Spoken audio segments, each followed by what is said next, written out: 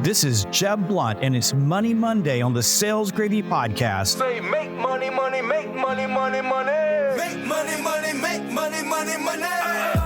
Money makes the world go round. I'm the talk around town. Remy gave me the sound.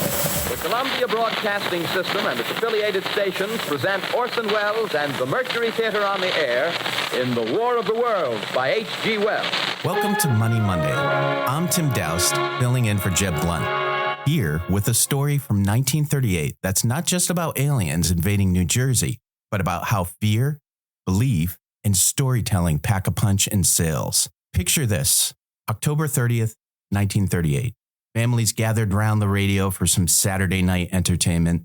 Suddenly, the broadcast is interrupted. The cylindrical object, which lies in a pit directly below our position, surrounded on all sides by 8 battalions of infantry.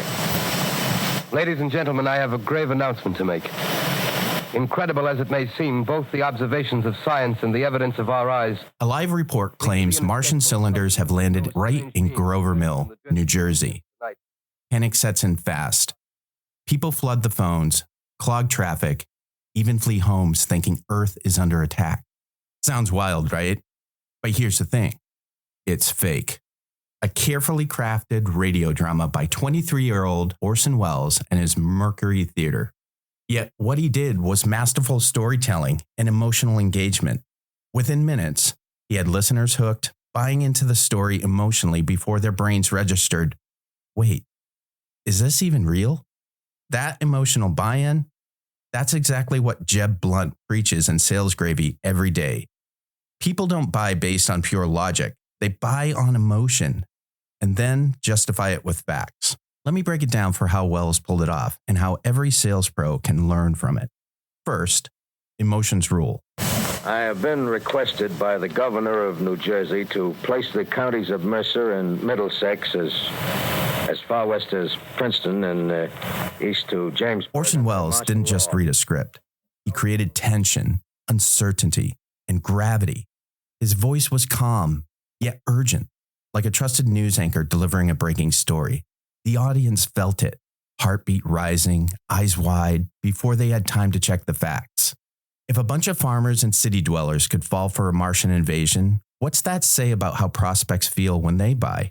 In sales, your voice, your passion, the way you tell a story creates that emotional charge. Jeb's principle, people buy with emotion and justify with logic, isn't just a cliche. It's science. Your tone carries more weight than a spreadsheet full of ROI data. Emotion gets your buyer leaning in. Data just helps them sleep well at night after the decision. Second, authority matters. Welles dressed his story in familiar trappings. Oh, wait a minute, I see something on top of the cylinder. No, it's nothing but a shadow. That wasn't a shadow, it's something moving. What? It's standing on legs, actually rearing up on a sort of metal framework. Live news bulletins, eyewitness reports, crackling radio static, each detail made it feel legitimate. That's the same approach you take in a sales process or on a call. You bring confidence, clarity, and credibility. You don't sound uncertain or wishy-washy. You sound like the person who's been there, knows the terrain, has the solution. Confidence isn't about arrogance. It's about commanding belief. When you communicate with authority, you build trust even before you open the price conversation. Jeb calls this selling the experience, because if prospects believe in you and your company, they start buying the experience even before you deliver the product. Third, control the chaos. What is there left? Life, that's what. I want to live. And so do you. We're not going to be exterminated. When panic spread after the broadcast, some listeners lost it. Phones ringing off the hook, roads jammed with fleeing citizens. But Welles, he stayed calm, controlled the narrative, didn't flinch. In sales, moments of crisis or uncertainty in a deal pipeline test your ability to stay collected. If you panic when the prospect gets cold or when objections flood in, you feed the chaos. You hand over control. Instead, like Jeb teaches, you own the process. Control the process, control yourself, control the outcome. When deals wobble, when emotions spike in your buyers, that's your moment to breathe. Slow down, ask questions, and lead steadily. Don't mirror anxiety. Be the steady voice in the storm that reassures, guides, and inspires confidence. And hey, if there's a fourth lesson tucked in here, storytelling is timeless. This is Orson Welles, ladies and gentlemen. Out of character, to assure you that the War of the Worlds has no further significance than as the holiday offering it was intended to be. The Mercury Theater's own radio version of dressing up in a sheet and jumping out of a bush and saying boo. Welles' broadcast is nearly a century old and still teaches us today that a gripping story delivered well can move mountains, or even whole planets if we're talking sci-fi. Jeb Blunt's sales principles are also timeless. The way you connect, build trust, and influence emotion hasn't changed since radio's ruled the living room. So what does that all mean for your sales hustle? It means that when you grab the phone or step into that meeting, you're not just pitching products, you're crafting belief, reading emotional resonance, and guiding your prospect through uncertainty. You're not a peddler of stuff. You're the calm in their noisy world. When you embrace that, you get beyond objections and skepticism. You don't cause panic. You inspire action.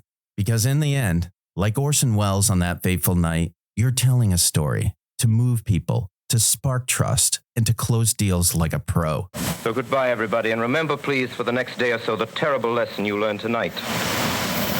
That grinning, glowing, globular invader of your living room is an inhabitant of the pumpkin patch, and if your doorbell rings and nobody's there, that was no Martian, it's Halloween.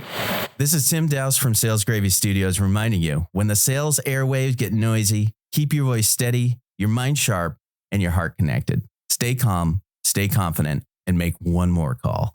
Thanks for listening to the Sales Gravy Podcast. Survival of the fittest, you can sink or swim. I've been broke, I ain't never going back again. I need some C-notes, some cheddar, and a stack of ends. I need a bowl of dough, I don't need no Facebook friends. I need a pack of them snaps, a handful of Fetty Wops, and rubber band on my greenbacks. Look, dawg, don't be playing with my paper. I need every red cent, that's why I brought my little scraper.